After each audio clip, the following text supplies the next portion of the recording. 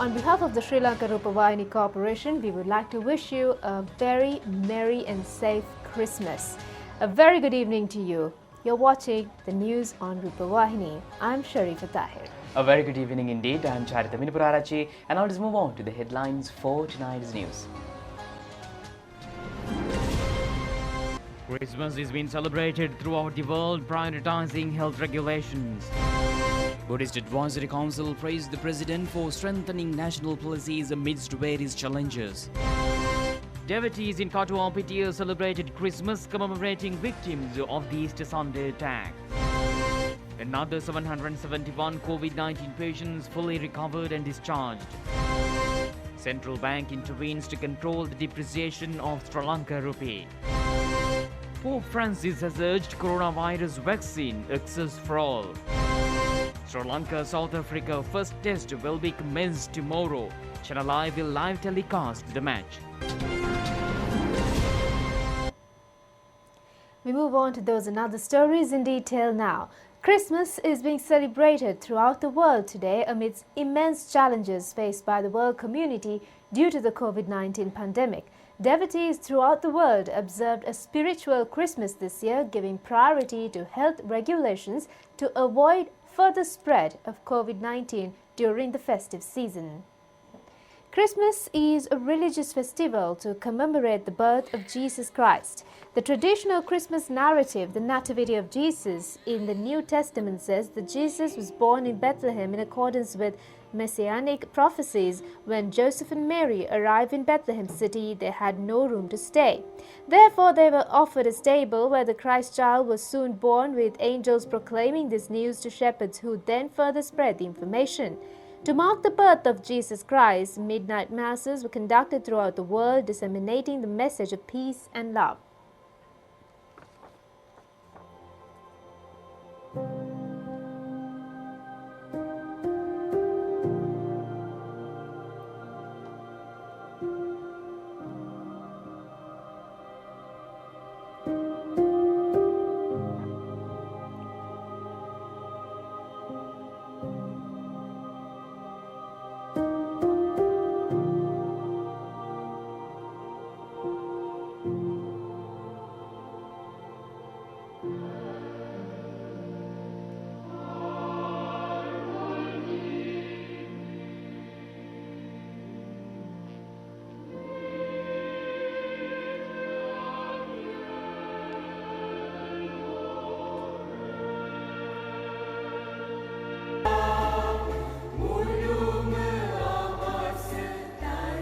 In Sri Lanka, the main midnight mass was held at St. Sebastian National Church at Kandana under the patronage of His Eminence Malcolm Cardinal Ranjit. National television Rupavahini telecast the midnight mass live. Due to the health regulations, only a handful of devotees took part in the midnight mass. The church was decorated using batik and handloom clothes made in Sri Lanka. Archbishop and other priests also used locally made costumes for the Christmas Mass. While conducting the religious observances, Colombo Archbishop, His Eminence Malcolm Cardinal Ranjit, prayed on behalf of the people who were affected by the COVID-19 pandemic. His Eminence Malcolm Cardinal Ranjit said at a time when the global COVID-19 pandemic has impacted the people, Christmas should be celebrated in a humble manner. He emphasized the necessity of putting the needs of the communities at the risk of the pandemic first. The Archbishop of Colombo requested the people to ensure the safety of all citizens in the country when celebrating Christmas this year. He requested to give prominence to spirituality when celebrating Christmas. Celebrate it with your family. If you can, make donations to few neighboring families who are in need and allow them to celebrate with you, His Eminence Malcolm Cardinal Ranjit reiterated in his sermon.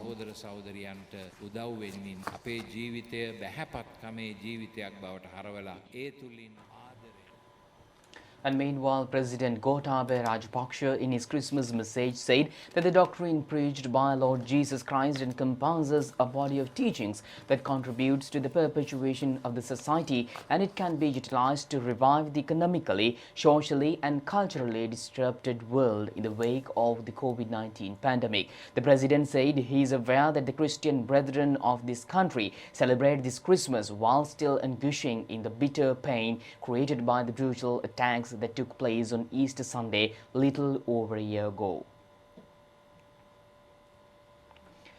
In his message, President Gotabaya Rajapaksa said Christmas exemplifies the noble values that make up the foundation of civilized human society, such as peace, love, kindness, coexistence, and compassion that Lord Jesus Christ preached and demonstrated by practice. From a social perspective, Christmas is also a joyous occasion for Christian families to get together, exchange gifts, forget enmity, and renew bonds, he said. The doctrine preached by Lord Jesus Christ encompasses a body of teachings that contributes to the perpetuation of the country. The President stated that foremost among those teachings is to eliminate the darkness of sin and help those who have been neglected and marginalized with a sense of brotherhood and be committed to the salvation of the entire mankind. He said this doctrine can be utilized to revive the economically, socially, and culturally disrupted world in the wake of the COVID-19 pandemic. President Rajapaksa stated that he is aware that Christian brethren of this country celebrate this Christmas while still languishing in the bitter pain created by the brutal attacks that took place on Easter Sunday little over a year ago. Nevertheless, we have been able to dispel the feeling of fear and insecurity that was generated as a result and to be bestowed everyone with the opportunity to engage in religious observances freely. In the same manner, justice too will be meted out to the affected, the President said.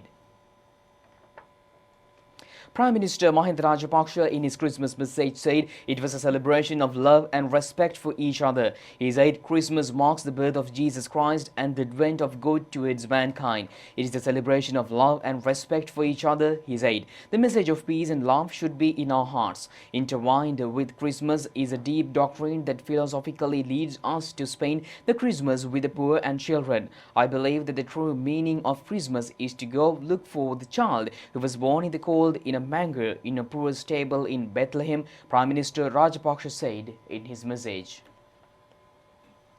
Colombo Archbishop His Eminence Malcolm Cardinal Ranjit requested the people to ensure the safety of all citizens in the country when celebrating Christmas this year. Issuing a message to mark Christmas, he requested devotees to celebrate this year's Christmas in a spiritual manner. Beloved brothers and sisters, I would like to, on this occasion as we celebrate Christmas, take you back to the important elements of this festival. And that is how God loved us so much that He wished to save us by sending His only begotten Son as a human being among us, making it possible for us to achieve salvation by sending Him through a life of the world which ended on the cross. Therefore, this birth of Jesus in Bethlehem is a singular sign of that love that God has for us. Therefore, it should bring us joy to celebrate this moment. At the same time, while we want to celebrate this moment, we must also realize the whole world and even Sri Lanka is going through a difficult phase of its history with this COVID-19 pandemic. Lots of people are afflicted. Many people are restricted in the lockdown areas. Many families are without any means of income. Therefore, we cannot celebrate Christmas only by ourselves. All of us are related to the other human beings on this planet one way or the other. Therefore, we should be concerned about them when we celebrate. So let us make use of this Christmas not only to celebrate Christmas but also to pray for one another, to pray for the country, to pray for humanity, to redeem us from this terrible disaster, and at the same time to be considerate in not wasting money and in not giving too much of importance to external celebrations but more to the spiritual, the humble, and very specially care and show concern for the poor. Because Jesus Christ deigned to be born poor in that cave in Bethlehem. Therefore, especially at this moment when there are so many people who are without employment, without money, without a proper meal, I would appeal to you to celebrate Christmas in your families, but at the same time sacrifice something of the goodies that you collect at Christmas in order to make the life of another family or two happy. I would invite you to share that joy of Christmas, especially those who are unemployed, underemployed, those who are in lockdown areas and are unable to find any income. Help them as much as possible. Share your joy of Christmas so that they too will be happy. I wish you all a very happy and holy Christmas and a blessed New Year.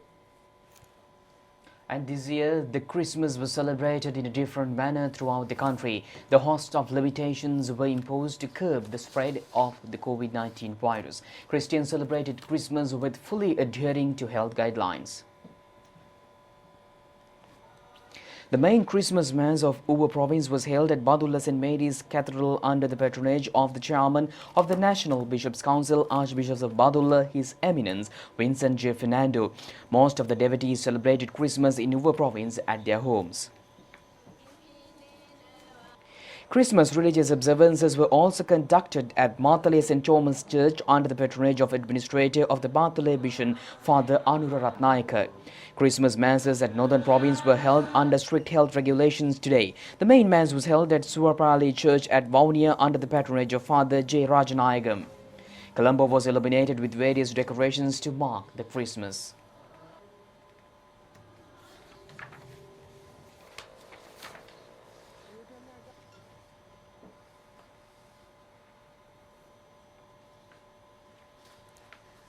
Pope Francis has called on world leaders to ensure unfettered access to coronavirus vaccines for everyone.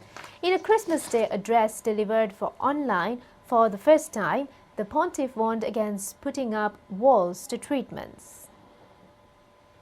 The pandemic meant this year the annual Urbi et Orbi message was not presented from the balcony at St. Peter's Basilica to huge crowds as is tradition. Instead, the Pope spoke from a lectern in a chamber inside the Vatican. Pope Francis's warning comes amid concerns that wealthier countries are buying up disproportionate doses. Pope Francis celebrated a low-key Christmas Eve Mass made somber by the coronavirus pandemic and said people should feel obliged to help the needy because Jesus himself was born a poor outcast. The Mass was held in a rear section of St. Peter's Basilica with fewer than 100 participants and only a small number of cardinals and bishops. It is usually held in the main section of the Basilica and attended by up to 10,000 people, including the diplomatic corps representing nearly 200 countries. St. Peter's Square would usually be full to the brim on Christmas Day of people who have travelled from all over the world gathering to hear Pope Francis give his Urbi et Orbi to the city and the world message. But this year, the square was ghostly empty as COVID restrictions placed Italians under a nationwide lockdown for much of the Christmas and New Year holidays. The restrictions mean people are not able to go to St. Peter's Square or the Basilica for papal events, all of which have been moved indoors. The Latin Patriarch of Jerusalem, Pier Battista Pizzaballa, led Christmas Day Mass in the Church of Nativity, believed by Christians to be the birthplace of Jesus. The Mass in the West Bank town of Bethlehem, which usually attracts hundreds of tourists and worshippers from around the world, was nearly empty this year amid COVID-19 rules and restrictions. A smaller than usual crowd of faithful greeted the Patriarch at Manger Square in striking contrast to what would normally be a vibrant scene. For the first time since the fire that nearly destroyed it, the Notre Dame Cathedral in Paris played host to a Christmas Eve choral concert, an annual tradition in France. In a concession to the fact that the cathedral is still being rebuilt, the choristers wore construction hard hats and boiler suits, and there was no audience. Members of India's Christian community celebrated Christmas across the country amid coronavirus pandemic. Today, devotees in New Delhi, southern Thiruvananthapuram city, Bhubaneswar and Hyderabad cities offered prayers in churches with social distancing and only after sanitizing themselves. Queues now blanketed the Russian capital on Christmas Day today and turned its main landmark Kremlin white. Christmas in Russia is often seen as more of a religious holiday and is celebrated by the Russian Orthodox Church on the 7th of January. Christmas was celebrated in a low-key manner around the world.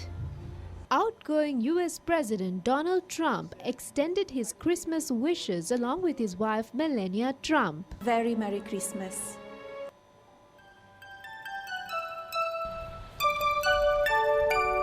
We wish you a Merry Christmas. We wish you a Merry Christmas. We wish you a Merry Christmas and a Happy New Year. Good tidings we bring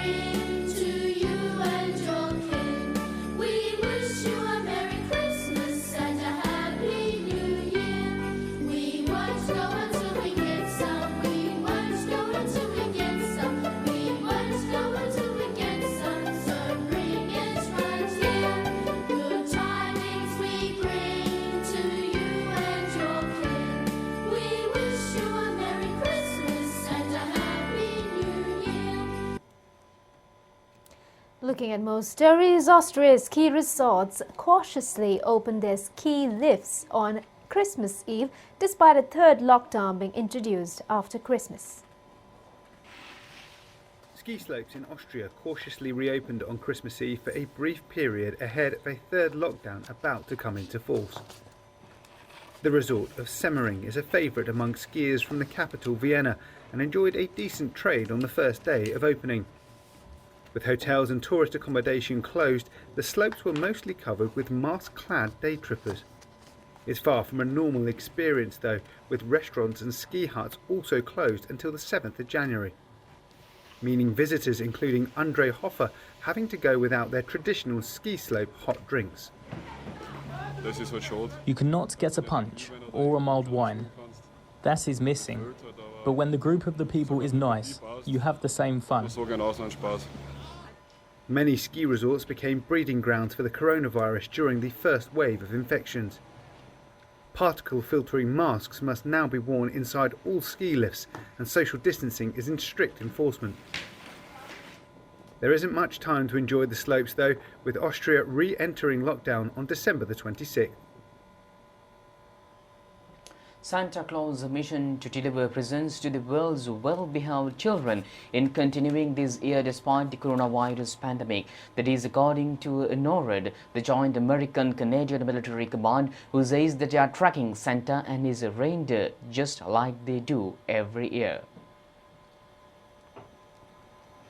For 65 years, NORAD has offered real-time animated tracking of Santa and his reindeer pod sleigh travels the globe delivering utility gifts. Every year, billions of people view NORAD's dedicated Santa Tracker website, which shows a computer animation of Santa's Christmas Eve journey.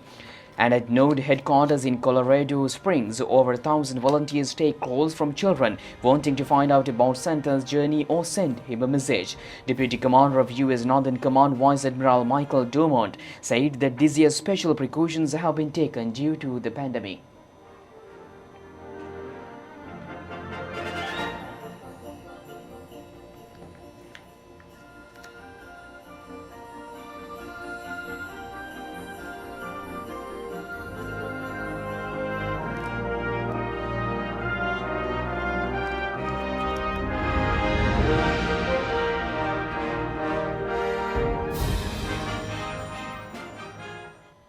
The Buddhist Advisory Council has commended President Gotabaya Rajapaksa for his unwavering commitment to lay the foundation for national policies despite obstacles and challenges that surfaced during the year, the President's media division said.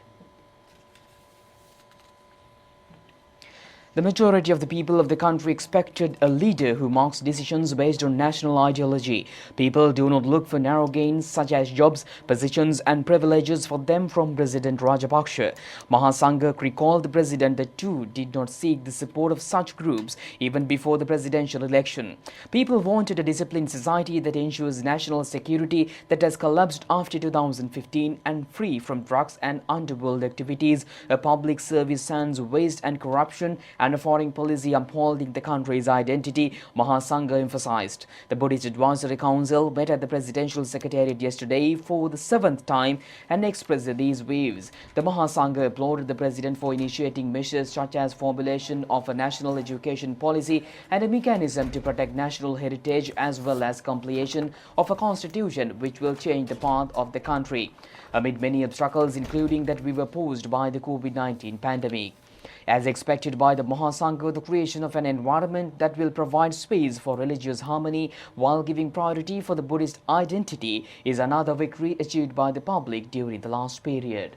The Theras pointed out the importance of establishing a committee comprising all religious leaders to take forward this noble endeavour. The Mahasangha presenting the Buddhist Advisory Council, State Minister Vidura Vikramanayake, Secretary to the President P.B. Jayasundara, Principal Advisor to President Lalit Veeratunga, Ministry Secretaries and officials participated on this occasion. Ministry of Health says the COVID-19 recoveries in the country reached the 31,339 mark today after recording 771 COVID-19 recoveries in the last 24 hours. 52 fully cured COVID-19 patients were discharged from the Pinnavela COVID Treatment Centre today. 50 fully recovered COVID-19 patients who were receiving treatment at the COVID-19 treatment centres in Polannarwa district were discharged today. They were identified as residents of Colombo, Gampaha, Kurunegala and Kandy. A total of 14,449 COVID-19 recoveries have been reported in the country since the beginning of this month until today. The highest number of COVID-19 recoveries recorded in a day was reported on December 16th. Accordingly, 785 recoveries were reported on that day. Meanwhile, a total of 771 COVID-19 recoveries were reported today. The percentage of fully recovered COVID-19 patients in the country is at 78.96, taking the tally to 31,339. The percentage of active patients receiving treatments is at 20.58, with the tally at 8,168. Meanwhile, another 461 COVID-19 patients were identified in the island today. Out of this total, 451 have been identified as close associates of the patients in the Paliagoda cluster. The remaining 10 patients have been identified as those connected to the prison cluster. A total of 13,853 PCR tests were conducted yesterday. The total number of PCR tests conducted so far is at 1.2 million. Meanwhile, steps have been taken to conduct random PCR tests and antigen tests targeting places with high density of public in Colombo city during the festive season. 314 such tests were conducted at the Koskama area and 3 infected persons were identified. One COVID-related death was reported from the island yesterday. The victim was a 60-year-old resident from Agalavatta area. The cause of his death has been determined as blood poisoning with a COVID-19 infection. An intensive care unit to treat COVID-19 patients was declared open at Kaluthara General Hospital today under the patronage of the Secretary of State Ministry for Primary Health, Epidemiology and COVID-19 Control, Dr. Amal Harsha De Silva. The ICU was constructed at a cost of 3.5 million rupees. Meanwhile, Western Yonakapura and Eastern Yonakapura Grama Niladhara divisions of Dikwalle area were immediately isolated today to control the COVID-19 outbreak. And here's the world update of the COVID-19 pandemic. 3 new variants of COVID-19 have been detected in recent weeks, discoveries which have led to fresh fears across the world because some marks the virus up to 70% more transmissible. Viruses are known to change and mutate constantly. It is a process which happens as they are passed from person to person over a period of months. One of the first strains reported is known as the UK variant, which has been named VUI 2021-2/01, the first variants under investigations in December 2020. The mutation is thought to have first occurred in mid-September in the United Kingdom, southeast in the capital London or the country of Kent. The UK variant has spread rapidly across Europe, with Italy, Denmark and Netherlands reporting new infections. Australia and Singapore have also detected cases of fast-spreading UK variant. Meanwhile, South Africa has also reported a new COVID-19 strain which appears to have mutated further than UK variant. It has made its way to several countries including the United Kingdom. Known as 501.V2, the variant is dominant among the new confirmed infections in South Africa and appears to be more infectious than the original virus, according to health officials and scientists leading the country's virus strategy. Another new variant of the new coronavirus seems to have emerged in Nigeria. The head of Africa's disease control body has said, cautioning more investigations was needed. The discovery could add to new alarm in the pandemic after similar variants of the SARS-CoV-2 virus that appears to be more contagious were announced in the United Kingdom.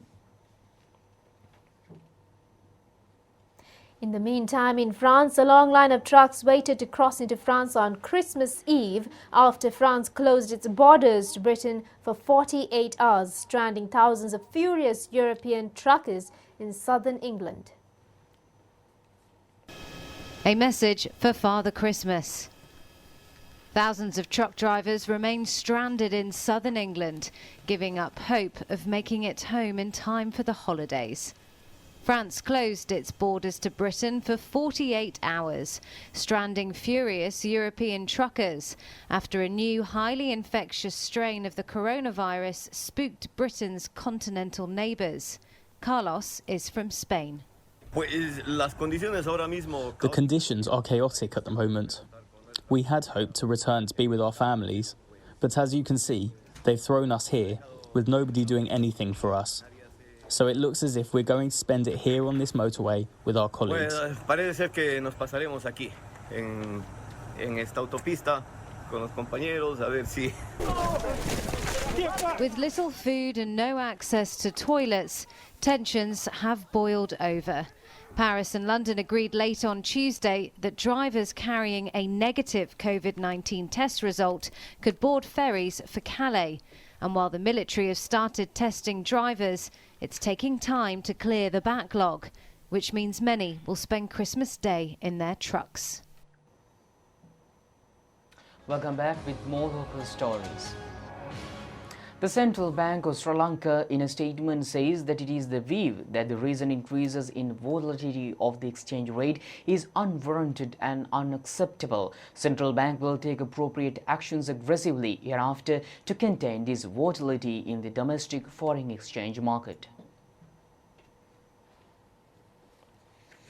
The central bank expects that these actions, together with the continuation of the curtailment of non-essential imports, will enable the rupee to appreciate within the next few days towards the level of below 185 rupees per US dollar observed in November 2020. The central bank reiterates that official reserves remain at sufficient levels. At present, gross official reserves are at US dollars 5.6 billion. Discussions with the central bank's domestic and foreign counterparts to boost the level of reserves are also reaching an advanced stage of conclusion. The receipt of these expected inflows as well as going on the improvements in the domestic production economy leading to the expansion of foreign exchange earnings will facilitate the maintenance of exchange rate stability while meeting Sri Lanka's debt obligations on time the period ahead as well, it said. Environment Minister Mahinda Amaravira has instructed the Ministry's Secretary Dr. Anil Jasinghe to lodge a complaint with the Basel Convention Office regarding 28 containers containing agro-waste imported by an Ukrainian company under the pretext of importing coriander into the country. The Basel Convention on the Control of Transboundary Movements of Hazardous Waste and Their Disposal, usually known as the Basel Convention, is an international treaty that was designed to reduce the movements of hazardous waste between nations and specifically to prevent transfer of hazardous waste from developed to less developed countries. According to the Basel Convention, the export of agricultural waste from one country to another is strictly prohibited. Sri Lanka is also a signatory to the Basel Convention. Minister Amaravira said that the containers were imported under the pretext of importing coriander and that the relevant authorities should pay close attention to whether the Ukrainian company has committed any fraud in this regard. And with that, we conclude tonight's news. Do just tomorrow at the very same time. Stay safe. Good night. Good night.